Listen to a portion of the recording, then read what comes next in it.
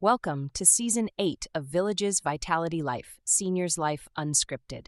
In this new season, we talk to leaders of clubs and interesting folks who live in and around the villages. We also talk to people who have information vital to seniors. You will get perspectives of what is happening in and around the villages, Florida. In addition, we will add more information for all seniors. This is Mike Roth on Village's Vitality Life, Senior Life Unscripted. And this is a totally unscripted episode. I'm here today with Bill Kadereit. He is the chairman of the board and CEO of National Retirees Legislative Network and a 501c3, AREF. Bill, thanks for joining me. Welcome. I'm very glad to be here, Mike. Bill, why don't you tell our listeners why they should be interested in your two organizations? The NRLN is an advocate organization. We've been in business for 20 years. We represent seniors, 65 and younger and 65 and over. We're very concerned about the future of their health care, their pensions, Social Security, Medicare, prescription drugs. You can put that all under two bands, really, income security and health care security. We also advocate for tax issues and things like that that are affected. We have members in all over the country in all states. We have members in 75% of the congressional districts around the country.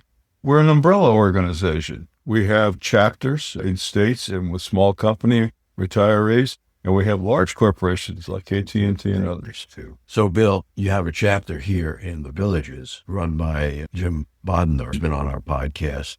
Coming up very soon is an open enrollment period for Medicare and then in January, Advantage plans. Why is it important for seniors to pay attention to these open enrollment periods? There are just a number of reasons, but I think the keys, especially now, is a tremendous acceleration in healthcare costs. And it's very quickly going to flow downhill to just about everyone in Medicare. The rate of healthcare costs is growing. The rate of healthcare cost growth is almost twice the rate of new people turning age 65. It just cannot continue.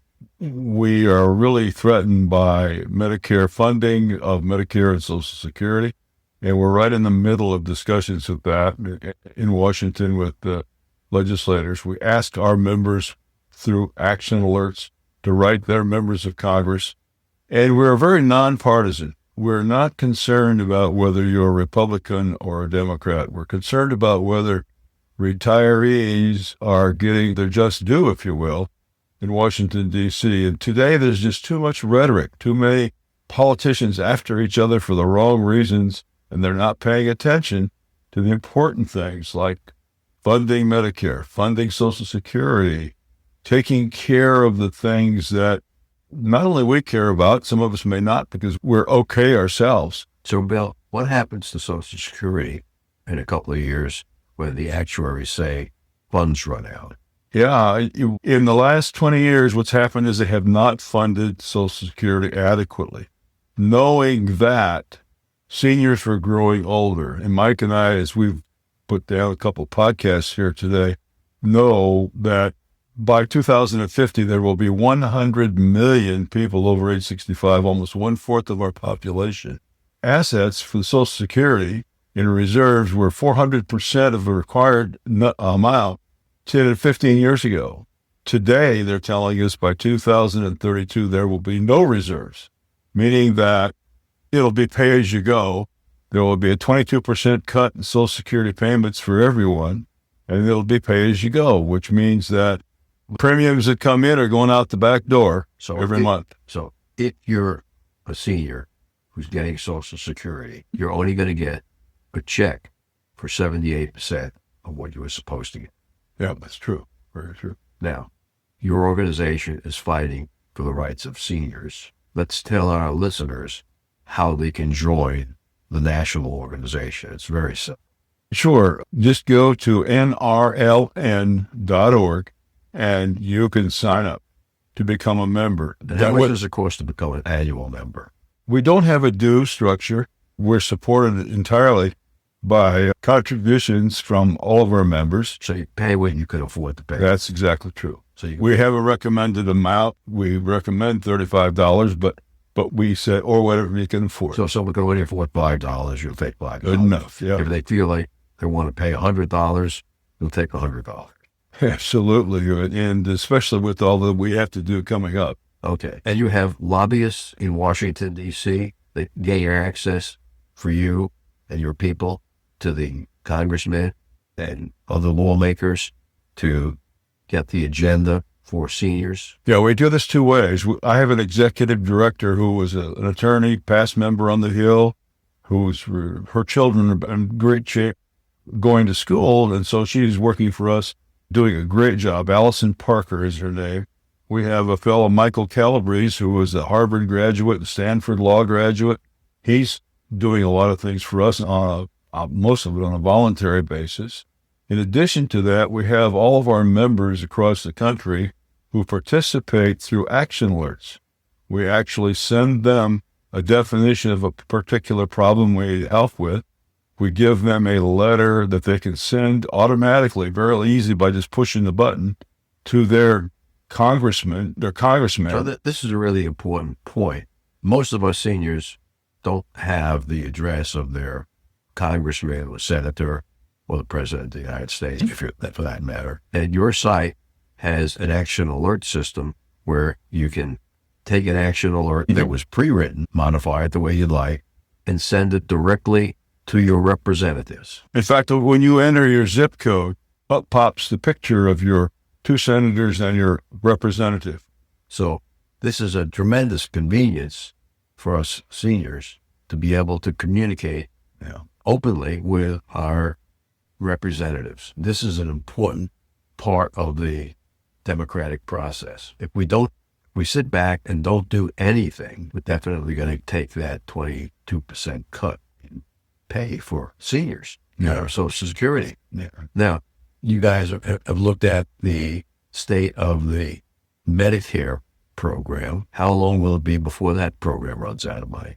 The healthcare trust for insurance, what they call the HI trust, is scheduled similarly to run out of money about the same time. I think it's like 2035. Again, it's because it's been underfunded by the federal government. And the thing is, those two programs are mandatory. They're not welfare programs. Everybody's paid into them. Sure, there's fraud. One thing your guests might be interested in is that for all its fraud, for all that's in there, the overhead cost for Medicare is less than 3% of money paid out. We're paying Medicare Advantage plans, 16% of the total money paid to them is rebates, $90 billion a year. We're getting nothing back. I'm afraid what's happening is you're going to hear about GIR, Guaranteed Issue Rights, if you go on our podcast summary and look through a bit for that podcast, you'll hear about Guaranteed Issue Rights. These costs are going up so much that Medicare Advantage plans this year canceled Medicare Advantage plans that were not profitable to the extent that 2.6 million people had their plans canceled. Yeah, these people who have their plans canceled, they get a golden ticket if they want to take it.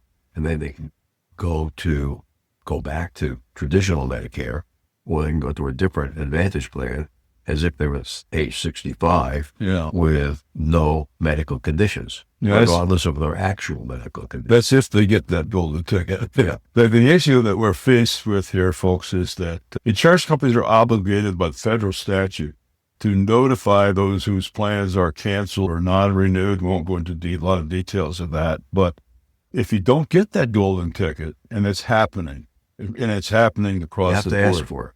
You have to ask for it. But if you don't know it exists, you don't ask for it. And then an insurance agent comes along and offers you a plan for 2 or 10 times than you were paying. Yeah. And you don't have to buy it because you should have gotten the golden ticket. A golden ticket simply means that no matter what your health condition is, the next company you go to get insurance from cannot refuse you So if you have cancer or a heart problem or you're Well, A, they can't refuse you, but B, they have to offer it as if you were 65.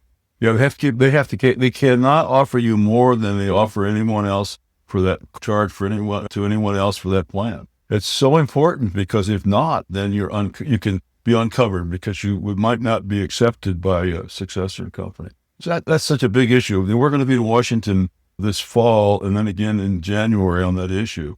We've been to CMS in Baltimore a lot. CMS means? It's a Center for Medicare and Medicaid Services. Their headquarters are actually in Baltimore, where their staff is at.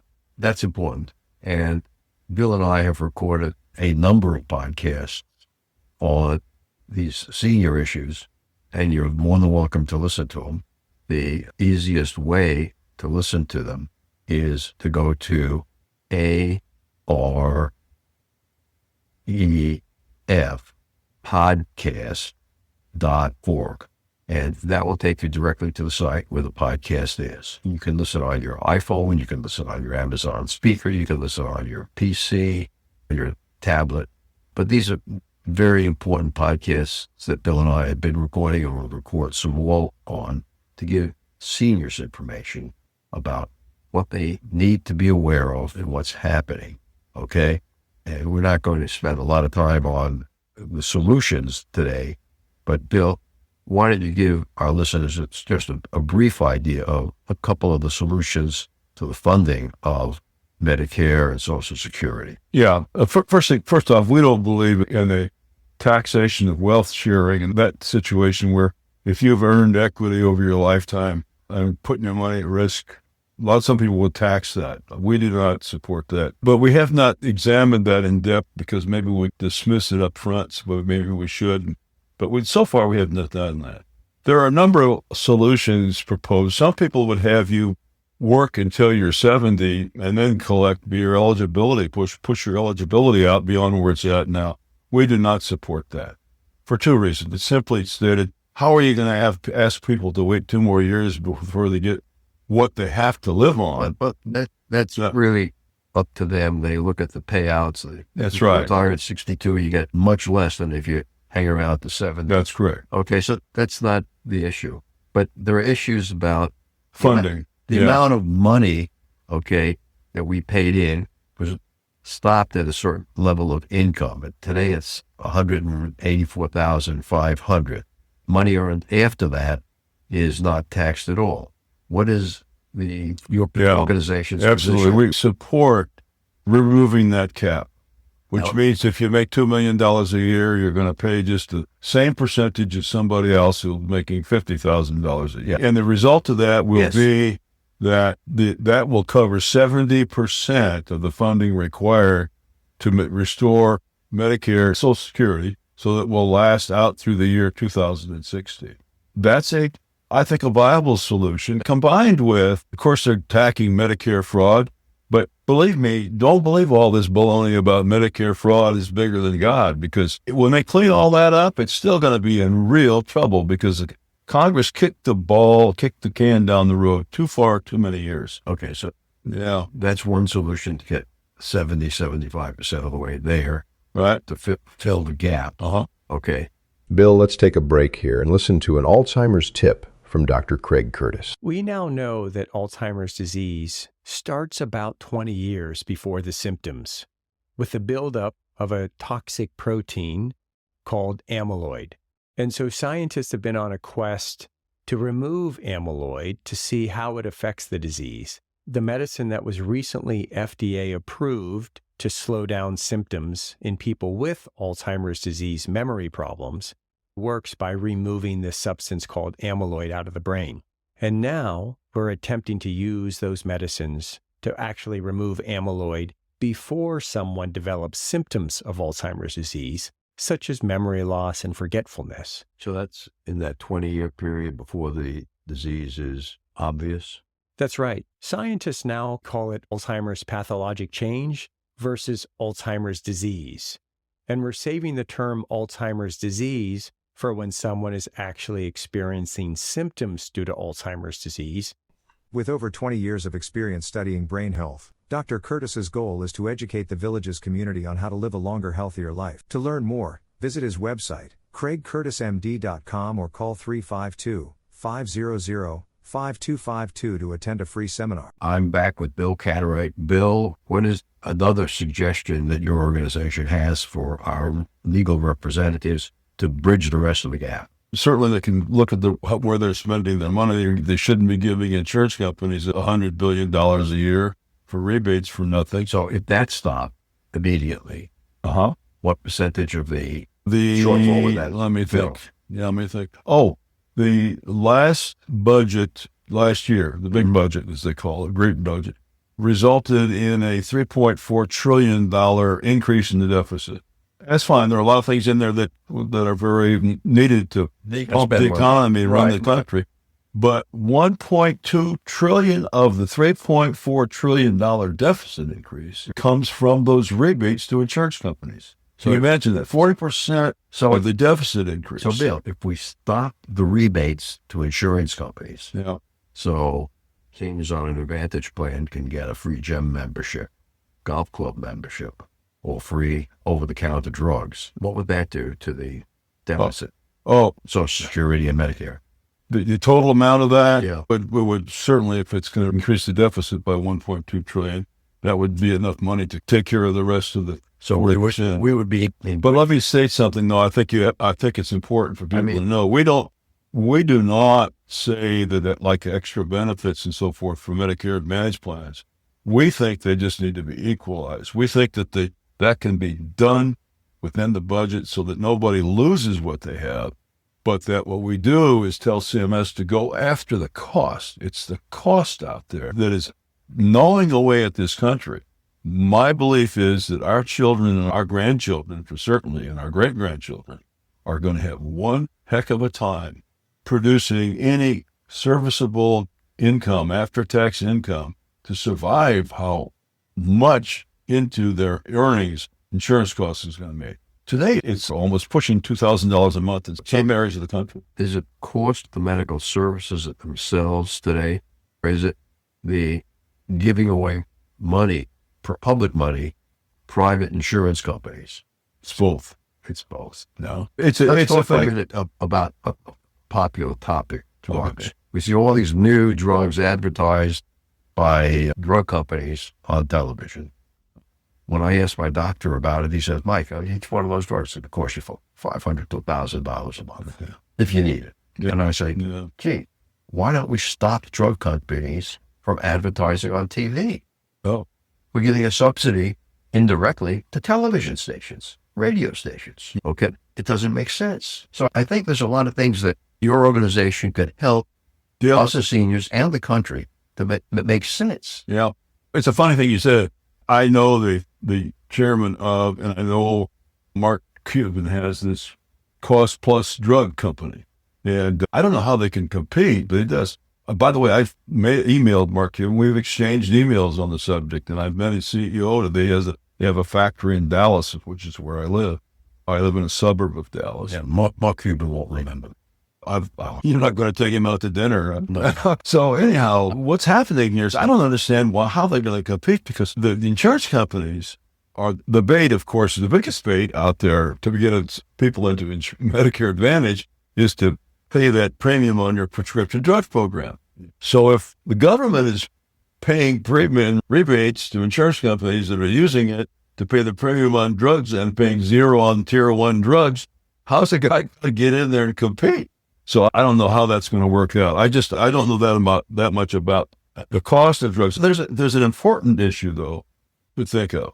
If they are willing to spend $80 billion, get nothing back but 16 to 20% in the hole, which is, after 54 years, they have 54% market share, by the way, then why aren't they willing to look at this and say, my God, over here, 2 years ago, the budget for funding development of cancer, biologic drugs for cancer was $7.9 billion. And they cried about setting the budget. So they funded, I think it was like $7.3 or $9 billion to discover better ways to try to cure cancer. And they give $89 billion to insurance companies to try to privatize Medicare for no return.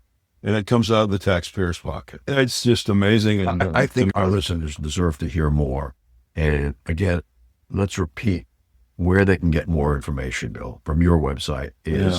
I didn't mention we have another organization that I'm chairman of. It's AREF, American Retirees Education Foundation. It is a 501c3, and we take donations, tax-deductible donations there to fund our research. So as far as the action on what's going on with what we do every day in the NRLN, you go to nrln.org, and you can sign up. You can get all of our action alerts. You can see the articles. You can go into all of the podcasts we're putting together. You can pick one out and listen to it. And you can contact us and send us emails, ask us questions. If someone wants to get more information about the local chapter here in the Villages or your organization, how do they do that? Jim Bodner. Yes, he's the local president here. And he's listed in the Recreation News. Yes. Now, if they're in another part of the country and they want to get information about setting up a local chapter in their particular city, whether it's Omaha, Kansas City, right, or even San Francisco, how do they do that? They would go to the NRLN website and use our email service. You can email me if you can. My email address is there. We'll take it from a variety of inputs. You should know our staff is secured all over the country. My treasurer's in Detroit, my PR guys in Colorado, so we're all over the country, but email will do it. Yeah. And again, the website is nrln.org. Remember, our next episode will be released next Friday at 9 a.m. Should you want to become a major supporter of the show or have questions, please contact us at mike@rothvoice.com. This is a shout-out for supporters Tweet Coleman, Ed Williams, Duane Romick, Paul Sorgan, and Dr. Craig Curtis at K2 in the Villages. We will be hearing more from Dr. Curtis with short Alzheimer's tips each week. If you know someone who should be on the show, contact us at mike@rothvoice.com. The way our show grows is with your help. Text your friends about this show if you enjoyed listening. Use the fan mail button on our homepage, villagesvitality.life, to leave comments. Be sure to include your name, email, and phone number. We thank everyone for listening. The content of the show is copyrighted by Roth Voice 2026, all rights reserved.